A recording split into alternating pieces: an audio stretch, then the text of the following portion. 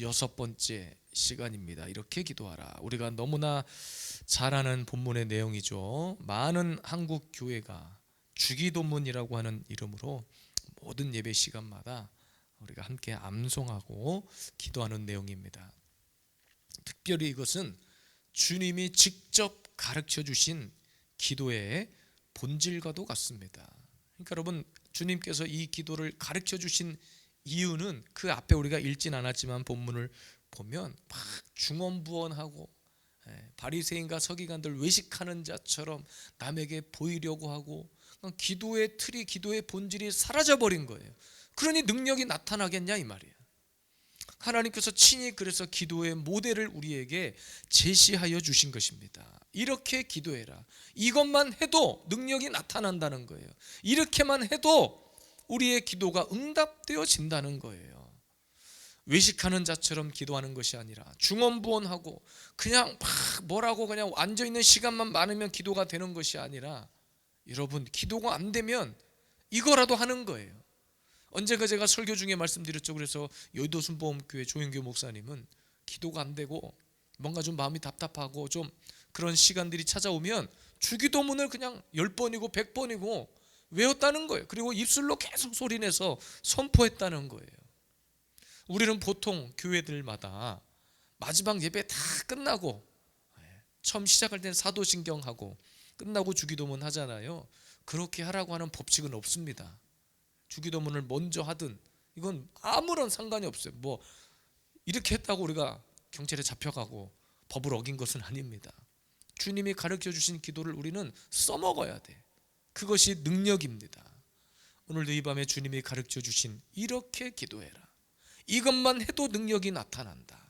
제가 주기도문 강의를 하는 것은 아니고 오늘도 기도의 능력에 포커스를 맞춰서 오늘도 이 밤에 여러분의 기도가 조금 더 업그레이드 되기를 원하고 기도의 수준이 향상되기를 원하고 하나님이 오늘도 우리의 기도를 응답하는 놀라운 기름 부음의 시간이 되기를 주님의 이름으로 축복합니다.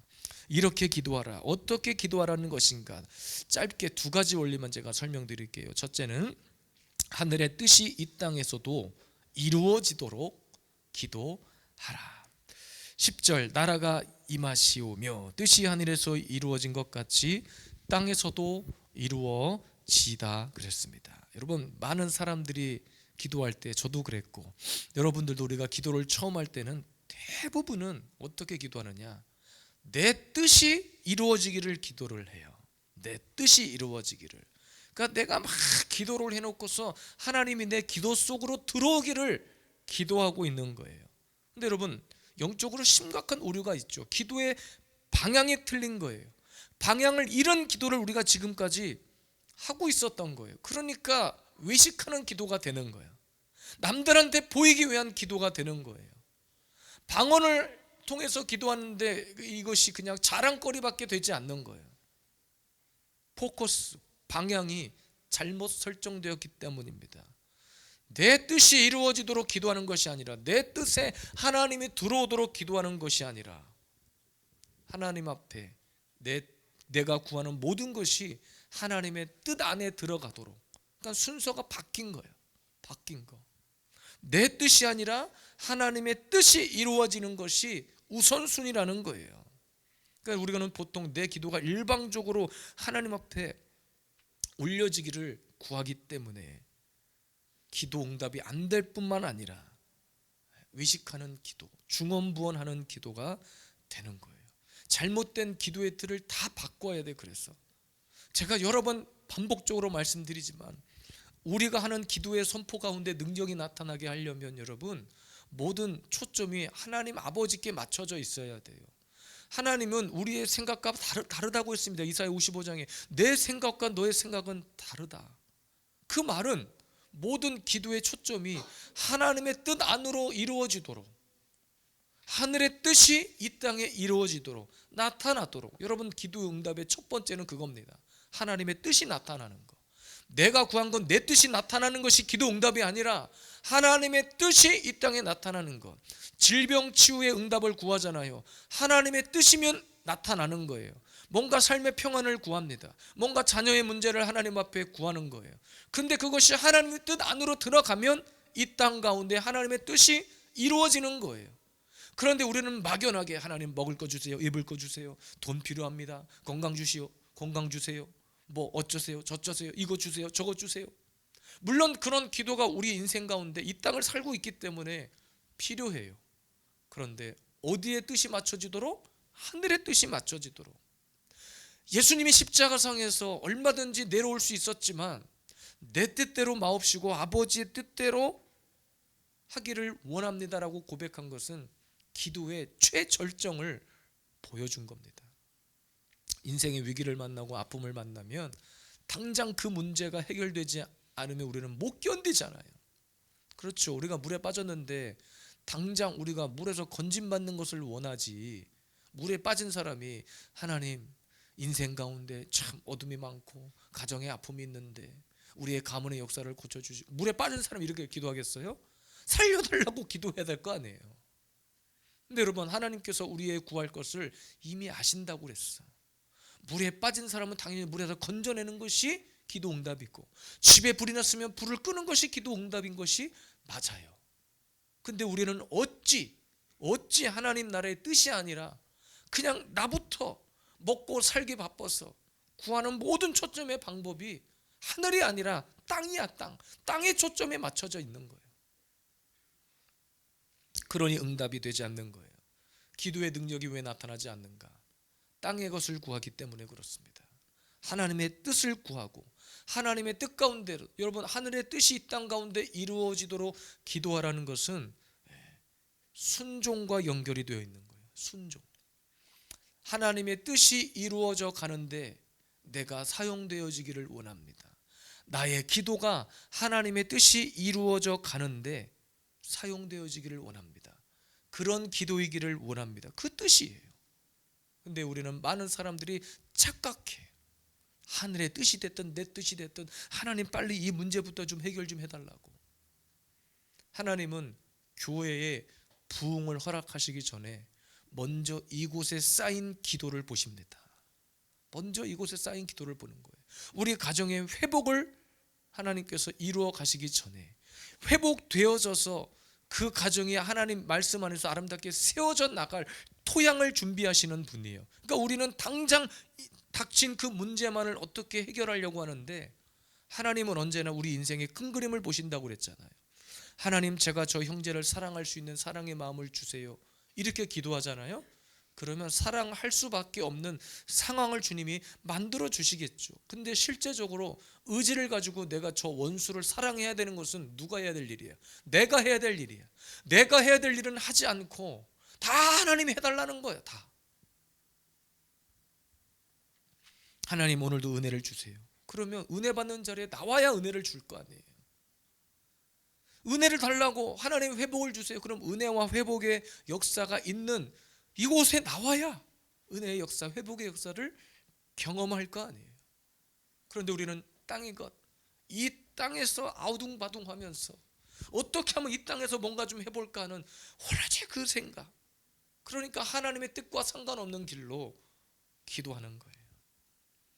그럼 성경에서 말하는 하나님의 뜻이 뭐냐? 여러 가지 근거가 있긴 합니다만, 우리가 잘 아는 베드로전서 3장 17절에 보니까 선을 행함으로 고난받는 것이 하나님의 뜻일진데 악을 행함으로 고난받는 것보다 나으니라. 보세요, 무슨 말입니까? 하나님의 뜻이 이루어지기를 원하는데 선을 행한다. 여기서 말하는 선은 그냥 무료 봉사, 나눔을 얘기하는 것이 아니에요. 하나님 안에서 사랑하고 베풀고 복음 안에서 그렇게 행하는 일들을 말하는 건데, 말씀 안에서 행하는 것들을 이야기하는 건데, 그렇게 선을 행하다가 예수의 이름으로 복음을 전하고 선을 행하다가 고난을 받는 것이 하나님의 뜻이다 그랬어요. 근데 우리는 고난받는 것을 좋아해요? 안 좋아해요? 안 좋아해. 그러니까 하나님의 뜻과 상관없이 그냥 막 저지르는 거예요. 그리고 고난이 찾아오는 거예요. 그럼 뭐하냐? 하나님, 저 하나님 일하다가 고난 받는데 왜 나에게 이런 고통을 주냐고 하나님 원망하는 거예요. 하나님과 상관없이 그 일을 행했던 자기의 잘못은 깨닫지 못하고 하나님의 뜻과 상관없이, 말씀과 상관없이 행했던 일은 깨닫지 못하고 조금만 어려움이 찾아오면 하나님을 향해서 원망하는 거예요. 하늘의 뜻이 이 땅에서 이루어지도록은 또 말씀드리지만 순종입니다. 결국 나를 그 통로로 써달라는 거예요. 우리의 기도가 능력이 되기 위해서는요, 하나님께서 오늘도 우리의 기도를 이끌어 가시도록 내어드리는 거예요. 하나님의 뜻이, 오늘도 하나님의 뜻이 우리를 고치시는 거면 그 고침의 역사가 오늘도 이 기도를 통해서 나타나게 하여 주시옵소서. 하나님의 뜻이 오늘도 우리를 회복시키는 것이면 그 회복의 은혜가 오늘도 우리가 부르짖는 이 자리를 통해서 나타나게 하여 주시옵소서. 내 뜻이 아니라 하나님의 뜻이 그거라면, 하나님이 오늘도 나를 고치시기를 원하신다면 그 시간이 오늘이라면 오늘 이루어 주시고, 하나님이 내일 고치실지 언제 고치실지는 모르지만 하나님 고치시는 것이 주님의 뜻이면 주님의 뜻대로, 주님의 시간에, 주님의 타이밍에, 주님의 카이로스에 그 일이 일어나도록 우리는 기도해야 됩니다. 그것이 기도의 능력입니다. 기도의 초점을 바꾸세요. 기도의 방향을 바꾸세요. 내 뜻을 하나님 앞에 갖다 끼워 넣으려고 하지 말고 하나님의 뜻이 이 땅에 이루어지도록, 오늘도 그 기도의 통로가 내가 되도록 기도하는 이 시간이 될 수 있도록 함께하는 여러분들 되시길 주의 이름으로 축복합니다. 두 번째, 기도의 능력은 시험에 들지 않게 기도해라 그랬어요. 12절이죠. 우리가 우리에게 죄 지은 자를 사하여 준 것 같이 우리 죄를 사하여 주시옵고, 13절에 죄송합니다. 우리를 시험에 들게 하지 마시옵고 다만 악에서 구하옵소서. 13절. 여러분, 여기서 말하는 시험은 단순한 무슨 테스트 정도의 시험이 아닙니다. 우리의 믿음을 무너뜨리는 유혹과 공격이에요. 그래서 여러분, 우리가 기도할 때 어둠이 떠나가는데, 특별히 여러분 우리가 시험에 들지 않도록, 오늘도 우리 창수가 공부하면서 교회 관계에 대한 이야기를 했는데, 교회에 멀쩡히 다니다가 시험 들고 관계 토라지면 교회부터 당장 떠나, 예배부터 안 드려, 당장 다음 주부터 교회 안 나온다고 막 반 협박해버려. 그런 거 모두가 다 뭐 때문에 그러는가? 우리의 믿음을 무너뜨리려고 하는 마귀의 속임수인 거예요. 그래서 교회 안에 무엇이 필요하다고 그랬어요? 사랑으로 맺어진 관계가 필요하다 그랬어요. 그리고 우리가 두 번째로 힘쓰고 해야 될 것은 시험에 들지 않도록, 그 테스트, 나를 무너뜨리는 그 유혹에 무너지지 않도록 뭐 하라는 거예요? 기도하라는 거예요. 이 기도는 그냥 시험이 없도록, 내 인생 가운데 시험이 찾아오지 않도록 하나님 도와주세요 이렇게 기도하는 것이 아니라, 시험이 온다니까요. 누구든지 시험이 와요. 근데 무너지지 않도록 나를 굳건하게 해달라고 기도하는 거예요. 아무리 성격 좋고 아무리 명랑쾌활한 사람도 그 속에 병들어 있잖아요. 무너지는 건 한순간이에요. 한순간. 멀쩡해 보이는데 그 시험 앞에 무너져 버리는 것은 한순간이에요. 그래서 우리가 시험에 들지 않도록 기도하자는 것은, 시험이 와도, 시험이 올 수 있어요. 넘어지지 않고 끝까지 믿음을 지켜낼 수 있도록. 당장 열받고 짜증나는 일 생기면 기도부터 안 되잖아요. 기도가 막히잖아요. 여러분 그런 경험 해보셨잖아요. 마음이 너무 불편해. 근데 앞에서는 으악 주여 삼창하고 기도하지. 기도가 되겠어요? 뭔가 막혀 있잖아요. 그 시험거리들을 우리는 제거하기 위해서, 또는 그런 시험이 찾아왔을 때 나를 요동치게 하는 것들로부터 안전하게 나를 보호해달라고, 나를 굳건하게 세워달라고, 그것 때문에 이 기도가 막히지 않게 해달라고 우리가 기도해야 되는 거예요. 기도도 시험이 오면 못해요. 봉사도 시험이 오면 못합니다. 예배도 시험이 찾아오면 못 드리는 거예요. 예수님께서 주님이 직접 기도를 가르쳐 주시면서 시험에 들지 않도록 기도하라라고 말씀하신 것은 그 뒤에 나옵니다. 악에서 구하시옵소서. 죄악에서 우리를 건져내 주시옵소서. 시험에 빠진 사람은 쉽게 악에서 건져내기가 쉽지 않아요. 쉽지 않아. 삐지고 토라진 사람 교회 한번 다시 나오게 하려면 참, 여러분 보세요. 예. 저는 큰 교회에서 주로 사역을 했기 때문에 정말 많은 사람들을 만나봤어요. 오늘 멀쩡했는데 내일 이상한 딴 사람이 돼 있는 경우가 많아요. 근데 가서 만나보고 이야기를 해보면 무엇 때문에 시험에 들었는데 아무것도 아니야. 그것이 아무것도 시험에 들 일이 아닌 경우가 많아. 근데 마귀는 그것 때문에 그 사람을 완전히 파멸의 길로 몰아간다는 거예요. 여러분, 우리는 끝까지 언제나 방심하지 마세요. 아유, 나는 시험에 들 일이 없어. 천만의 말씀입니다. 목사도 시험 들어요. 목사에게도 그런 시험이 찾아와요. 근데 하나님 앞에 기도하는 거예요. 그럼 시험 앞에서 무너지지 않게 해달라고, 내가 흔들리지 않게 해달라고 기도하는 거예요. 기도로 그냥 돌파하는 거예요. 돌파가 안 될 때는 그냥 몸부림치지만 뭐 말씀을 보든 기도를 하든 찬양을 듣든 그 문제가 해결되어져야, 막힌 것이 뚫어져야 다음 단계로 나아갈 거 아닙니까? 하나님과 우리 사이의 관계입니다.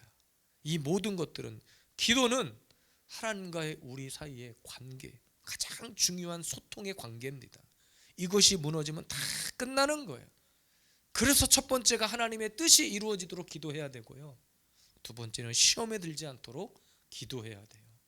시험이 찾아오지만 시험 앞에 무너지고 요동쳐서 조금만 누가 건들면 그냥 삐지고 토라져서 돌아서는 것이 아니라, 그런 시험 앞에서도 하나님, 내가 무너지지 않게 해주세요.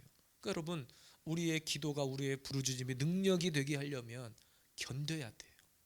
버텨야 됩니다. 예배하는 자리에서, 기도하는 자리에서 버텨야 돼요. 저도 가끔 새벽에 기도가 안 될 때가 있어요. 유독 그날 막 피곤할 때가 있어요. 그럼 막 씨름을 해요. 자는 게 아니에요. 제가 소리를 안 낸다고 자는 게 아니에요. 씨름을 하는 거예요. 하나님, 붙들어 제가 요동치지 않게 해주세요. 내 마음을 강팍하게 만드는 그런 모든 요소가 무엇인지 깨닫게 하셔서 제거하게 해주세요. 뭐 그게 돈이면 돈을 제거해야 되겠죠. 사람하고의 관계면 관계를 빨리 정리해야 되겠죠. 또 눈에 보이는 어떤 환경이면 그 환경을 빨리 제거해야 되겠죠. 몸부림치는 거예요. 그리고 그 기도의 자리에서 버텨야 돼. 견뎌야 돼. 인내해야 돼요. 오늘 주님이 가르쳐 주신 기도는 인내가 없이는 이룰 수 없습니다. 인내하지 못하면. 그러니까 여러분, 우리가 기도에 찾고 질을 얘기하고 양을 이야기할 때가 있는데, 여러분 명심하세요. 양이 채워져야 질적인 것도 채워지는 것 같아요. 처음부터 질적인 기도를 할 수도 있지만 기도도 훈련이거든요. 앉아있는 훈련이거든요. 양이 채워지면 그 양 속에서 진국이 나타나는 거예요. 그래서 오늘 우리가 10분, 20분을 부르짖고 기도할 수 있다면 더 깊은 기도의 시간, 하나님의 진짜 속삭임의 시간까지, 깊은 자리까지 나아가도록 버티십시오. 견디세요. 인내하세요.